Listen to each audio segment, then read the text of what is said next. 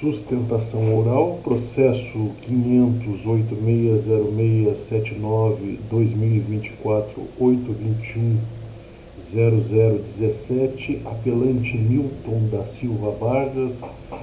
este defensor Rodrigo Torres, pela defesa técnica do apelante Newton da Silva Vargas. Primeiramente, a saudação desse defensor a essa igreja Sétima Câmara Criminal, os cumprimentos dessa defesa técnica a todos os componentes dessa Câmara, ao Procurador de Justiça, aos serventuários envolvidos no julgamento desse processo. Vem aqui esse defensor inicialmente para apenas ressaltar algumas situações diferenciadas, na verdade, que envolvem o apelante Newton da Silva Vargas. E ressalta-se que a participação dele se torna um pouco diferenciada e as acusações que nele se sustentam ou são de maneira indireta, onde em nenhum momento se demonstrou a sua participação direta na execução do delito, tanto de roubo como propriamente na acusação de associação criminosa. E num primeiro momento, o que se verifica em termos de preliminar é a inexistência da transcrição total dos dados extraídos dos telefones de um dos corréus, onde se aponta suposto envolvimento do presente apelante, e que essa defesa técnica suscitou pelo menos por 2 vezes o acesso integral a essas conversas telefônicas, os quais infelizmente não vieram os autos. O que se verifica, na verdade, são acusações direcionadas ao hora recorrente, com fulcro em transcrições parciais de conversas telefônicas via aplicativo, prints de conversas telefônicas, transcrições parciais, onde em nenhum momento essa defesa técnica teve acesso à integralidade dessas conversas para fins de se apurar o contexto e de que forma foram efetivamente extraídas essas conversas. E infelizmente por 2 vezes foi requerido e não foi juntado aos autos, causando prejuízo irreparável à defesa do recorrente. Isso porque a única prova que existe contra o presente recorrente seriam fruto dessas conversas telefônicas, as transcrições parciais, onde se aponta efetivamente a participação do réu, mesmo que de forma indireta, nos delitos que ora lhe são direcionadas acusações. E nesse diapasão, considerando que não se tem toda a cadeia de custódia, toda forma procedimental, o modo de que foram extraídas essas conversas telefônicas, se argue a ilicitude da prova, porque se mostra tão somente com transcrições parciais e prints, não obedecendo ou não se demonstrando toda a cadeia de custódia até se chegar à efetiva transcrição parcial de conversas telefônicas que deu ensejo efetivamente à condenação do acusado. Nesse sentido, em caráter preliminar, a presente defesa argue a ilicitude da prova, de maneira que postula a reforma da sentença e a absolvição, com base no 386, inciso 2º, ou até mesmo o 7º. E é importante ressaltar aqui também que o telefone foi apreendido do réu na residência do réu, em nenhum momento foi alvo de perícia e tampouco se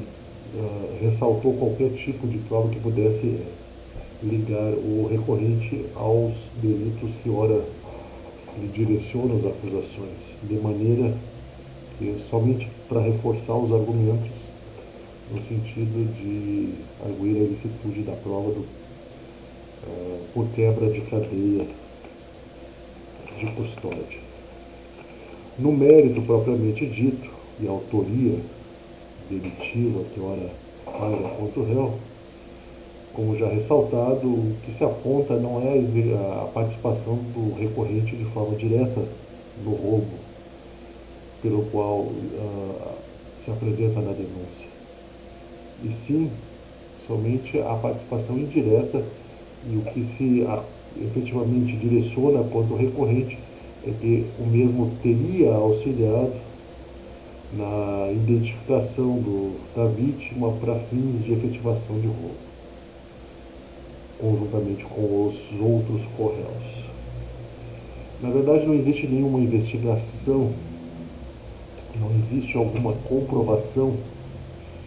ou qualquer tipo de voz de comando por parte do apelante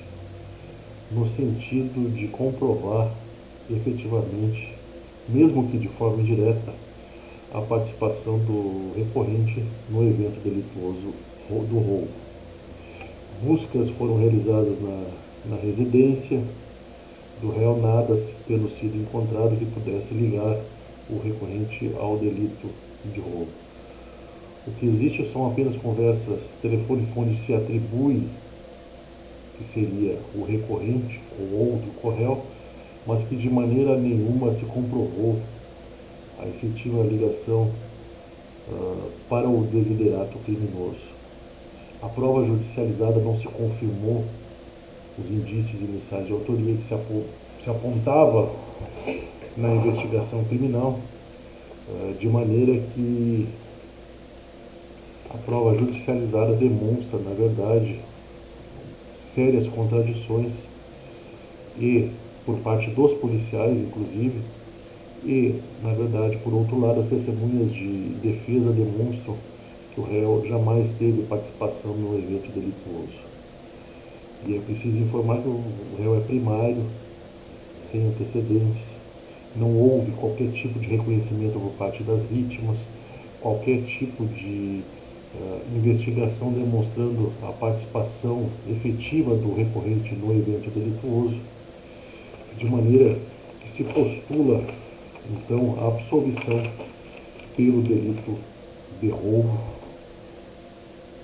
aplicando-se o princípio indúbio pro réu.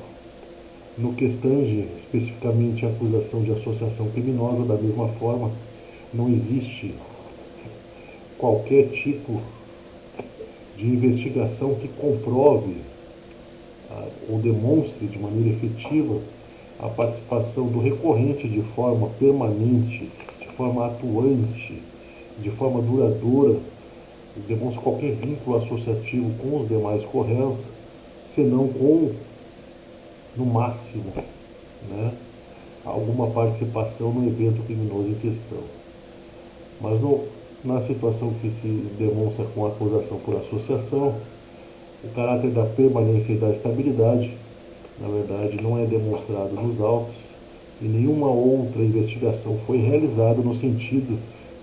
de efetivamente demonstrar esse liame subjetivo para o cometimento de outros delitos, além do que está sendo apontado da denúncia. Por falta, então, de comprovação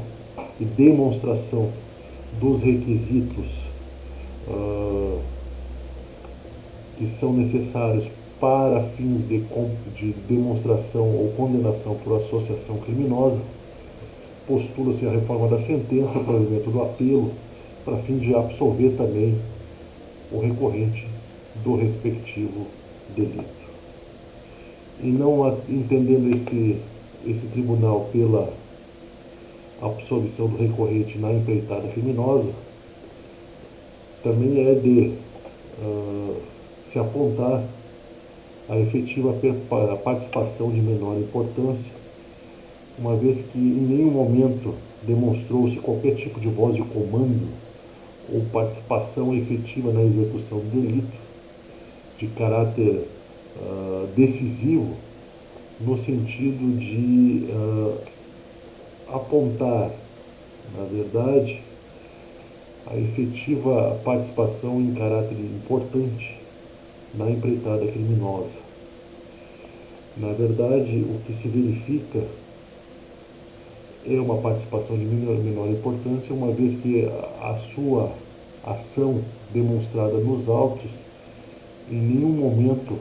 se mostrou decisivo para a execução do delito, o qual se realizaria com ou sem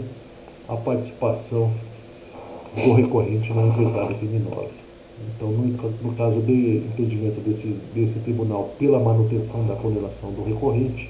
postula-se a aplicação do instituto da participação de menor importância. Também em caso de manutenção da condenação do recorrente, postula-se a reforma da sentença, no sentido de alterar e reduzir a dosimetria aplicada ao recorrente,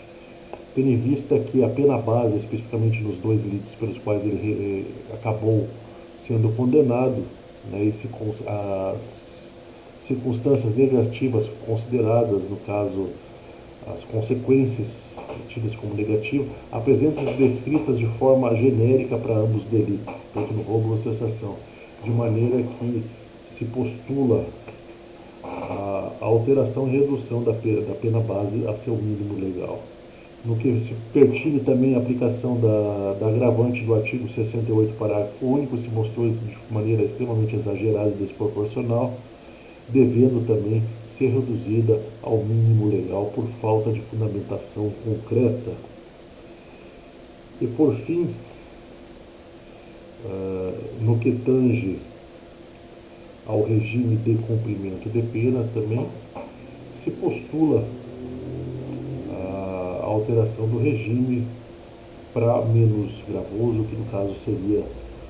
o semiaberto. A dosimetria como um todo, principalmente as circunstâncias negativas, circunstâncias de consequência, por falta de fundamentação concreta, deve então ser alteradas e reduzidas ao seu mínimo legal. Por fim, ainda considerando